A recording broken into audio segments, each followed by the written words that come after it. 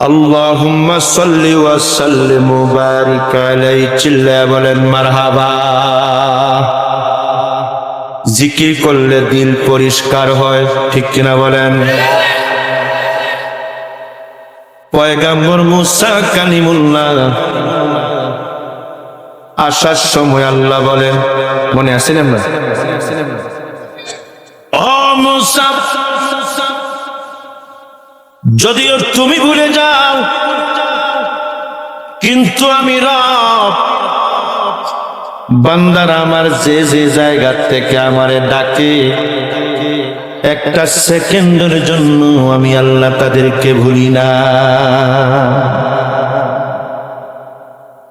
মুসা পয়গম্বর ডাক দিয়া কয়, আল্লাহ,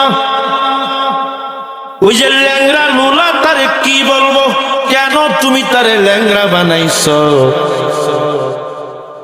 আল্লাহ বলেন, ল্যাংড়া বানাইছি জাহান্নামের একটা ছিদ্র বন্ধ করার জন্য।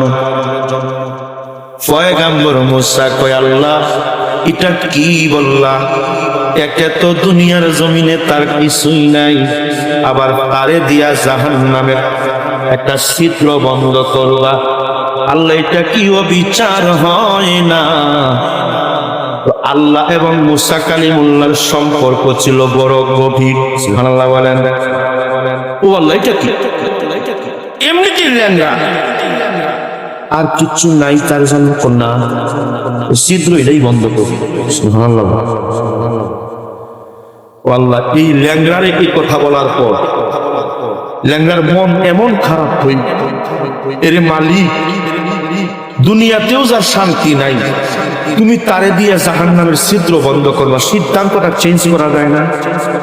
আল্লাহ বলল, সিদ্ধান্ত আমার, আমি চেঞ্জ না করলে এটাকে রুখা বা বাধা দেওয়ার দায় কোনো সিস্টেম আছে নাকি? পয়গম্বর মুসা কালিমুল্লাহ বলেন, আল্লাহ, বুঝলাম, ওই সুন্দরী মহিলারে কি বলবো? তারে গিয়া বলবা, সে যেন সব সময় আমার শুকর গুজার করে। পয়গম্বর মুসা কালিমুল্লাহ বলেন, কি আছে আর কি দিয়া শুকর আদায় করো? সুবহানাল্লাহ। ও আল্লাহ, তুমি এমন এমন কথা বলো, এই মহিলার কিচ্ছু নাই, ভিক্ষা করে খায়, এখন তুমি বলতেছো সে তোমার শুকর আদায় করার জন্য।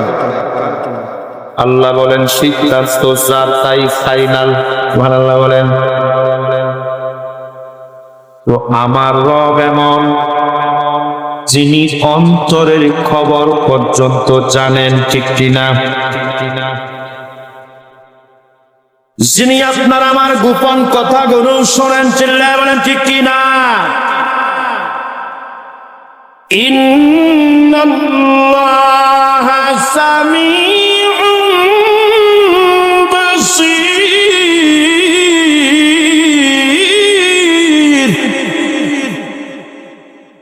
যিনি ইলমে গায়েবের মালিক, কিনা বলেন?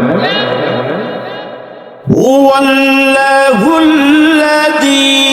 লা ইলাহা ইল্লা হু আলিমুল গায়বি ওয়াস শাহাদাহ,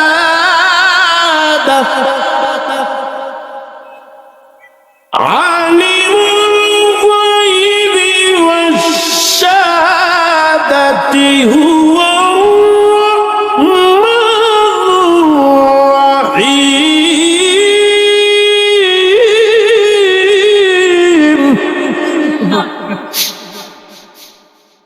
ইলমে গায়েবের মালিককে। বন্ধু, আমাদের দেশে ফিতনা আছে, আমরা আহলুস সুন্নাহ উলামায়ে কেরাম মাঝে মাঝে বলি,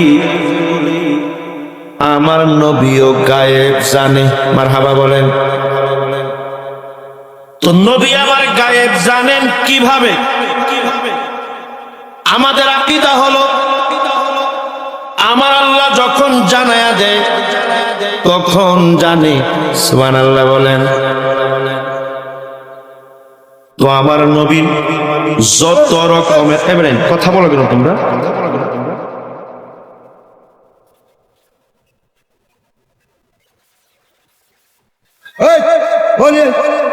কষ্ট হচ্ছে, ছেড়ে জীবন।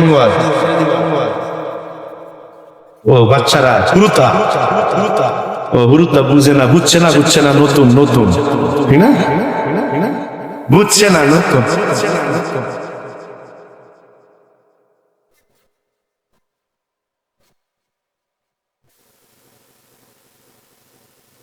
আল্লাহ কবুল করুক, আমিন বলেন। বন্ধু আমার, আমার নবীর জিন্দেগি এমন, নবী আমার জিন্দেগিতে যত কথা বলেছেন একটা কথাও নিজের থেকে বলে নাই। সুবহানাল্লাহ বলবেন না? আল্লাহ হলো তাওহীদের মালিক, আমার নবী রিসালাতের মালিক। সুবহানাল্লাহ বলবেন না? একবার দিদার দেখাও নূর নবীজি, তোমায় পরাণ ভরে আমি দেখব। বলুন একবার দিদার দেখাও নূর নবীজি, তোমায় পরাণ ভরে আমি দেখব। তোমায় মন ভরিয়া আমি দেখব, তোমায় মন ভরিয়া আমি দেখব। চোখের কাজল করে আমি রাখব। একবার দিদার দেখাও নূর নবীজি, তোমায় পরাণ ভরে আমি দেখব। চিল্লায় বলেন মারহাবা, আওয়াজ দিয়া বলেন ইয়া রাসূলুল্লাহ, আওয়াজ দিয়া বলেন ইয়া হাবিবাল্লাহ।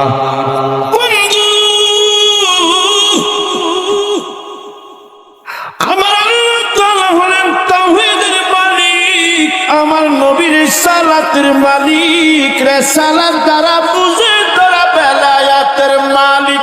সুবহানাল্লাহ। এজন্য তাওহীদকে বুঝতে হলে, আলিমুল গায়ব বুঝতে হলে আমার নবীকে চেনা লাগবে। নবী আমার 1400 সাহাবী নিয়ে মক্কা থেকে রওনা হয়েছেন, মদিনা থেকে রওনা হয়েছেন। নবীর ইচ্ছা হয়েছে হজ করব। হুদাইবিয়া নামক একটা জায়গায় গিয়া আমার নবী 1400 সাহাবীদেরকে বললেন তাবু বানাও। তাবু বানায়া সাহাবীরা আমার নবীকে সব সময় এত বেশি দেখাশোনা করে রাখে, কোন দুশমন যেন আমার নবীর আশেপাশেও না আসতে পারে। মক্কার আবু জাহেল আমার নবী বাইতুল্লাহ জিয়ারত করবে, আবু জাহেল শোনার পর এত বড় দুশমন আমার নবীকে মক্কায় ঢুকতে দিবে না, দিলটা নরম করে দেয় যুবক। নবীর আশিকের দল আবু জাহেল আমর নামে একজন কুখ্যাত কাফেরকে পাঠাইছে। সে মুহাম্মদ সাল্লাল্লাহু আলাইহি ওয়াসাল্লামকে সতর্ক করে দাও, মুহাম্মাদের সাথে মাত্র 1400 মানুষ, আর মক্কায় আমরা হাজারে হাজারে মানুষ। মক্কায় ঢুকলে কিন্তু আব্দুল্লাহর ছেলে জীবন নিয়ে ফিরতে পারবে না। আমর আসছেন, আয়েশা আমার নবীর কাছে তো যাওয়া অনেক দূরের ব্যাপার। আসরের নামাজের আজান হইছে, আজান হইলে তো ওযু করে নামাজ পড়া লাগবে, ঠিক কি না?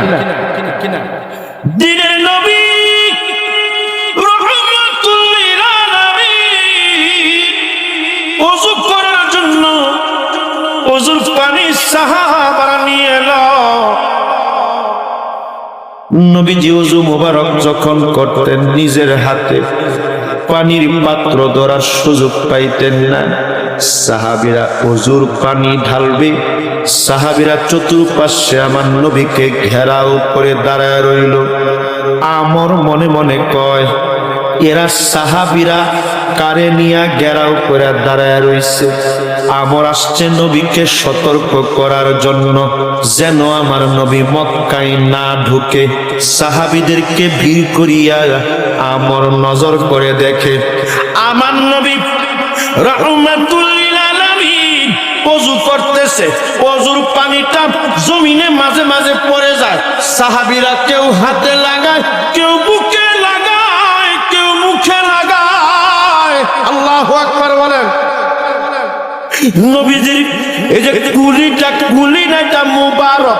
এই মুবারক পানিটা নিয়া কোন সাহাবীরা মুখের মাঝে লাগায়, বুকের মাঝে লাগায়। আমর মনে মনে কয়, এত বড় নেতা, এমন নেতা দুনিয়ার জমিনে আর দেখি নাই। দুনিয়াতে বর্তমানে আমেরিকার ডোনাল্ড ট্রাম্প বড় দামি মানুষ, বাংলাদেশের ডক্টর ইউনূস বড় দামি মানুষ, কিন্তু ডক্টর ইউনূসের থুতু যত বড় গরিব মানুষ হোক না কেন, তার থুতু তার মুখে লাগাবেন। ডোনাল্ড ট্রাম্প যত বড় পাওয়ারফুল মানুষ হোক না কেন, তার মুখের থুতু কেউ মুখে লাগাইবনি। আমর দেখিয়া সরে আসছে। ওযু করার পর নবী আমার সালাতে যাবেন, নামাজ শেষ। আমর পরিদর্শন করলো এটা কেমন জামাত। আজান হওয়ার পরে ছোট করে আজানের বাক্যগুলি আবার বলে। আকামত যখন দেয়, লোকগুলো কেমন শৃঙ্খলার সাথে দাঁড়ায়া যায়। আমর যোগাযোগের মাধ্যমে আবু জাহেলকে জানাইতে চায়, এরে আবু জাহেল, মক্কার লিডার, কার বিরুদ্ধে ষড়যন্ত্র করো? একজন মানুষ আল্লাহু আকবারের ধ্বনি দেয়, সারা মানুষ লাইন করে দাঁড়ায়া যায়। সুবহানাল্লাহ। তো আমর সাহাবীরা নামাজ শেষে বলল, একজন সাহাবীকে বলল, ও নবীর সাহাবী, এটাই বুঝি তোমাদের যুদ্ধের ট্রেনিং? সুবহানাল্লাহ বলবেন না। তারা তো আর নামাজ চিনে না, ঠিক কিনা বলে? এরে সাহাবীর দল, তোমাদের নবী বুঝি তোমাদেরকে এইভাবে যুদ্ধের ট্রেনিং দেয়? সাহাবী ডাক দিয়া বললেন, আমার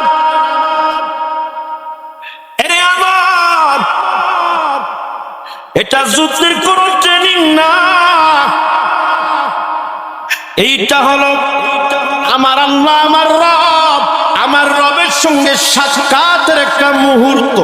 সুবহানাল্লাহ বলেন।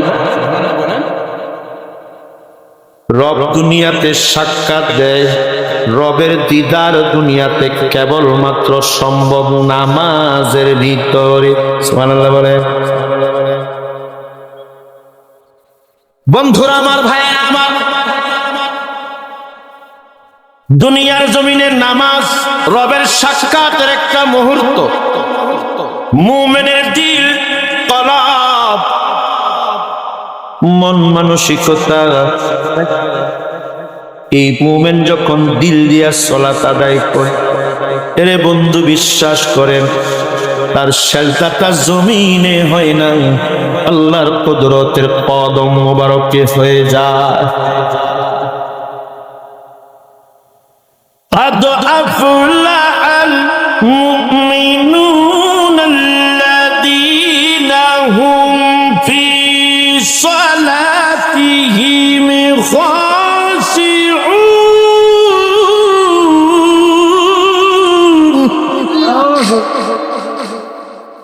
এরে ভাই, শাবান মাস নামাজটা পড়বেন, দিলটারে পরিষ্কার করিয়া মসজিদে ঢুকবে। নামাজের মতে তো দামি ইবাদত দুনিয়ার জমিনে নাই। নামাজ পড়বে যারা, আল্লাহ তাআলা তাদেরকে হাসরের ময়দানে সালাম দিবে। সুবহানাল্লাহ বলেন। বন্ধু আমার, আল্লাহ বলেন, বড় মজার কথা চলে আসছে, আলহামদুলিল্লাহ বলে। সালামুন কাওলাম মির রাব্বির রাহিম।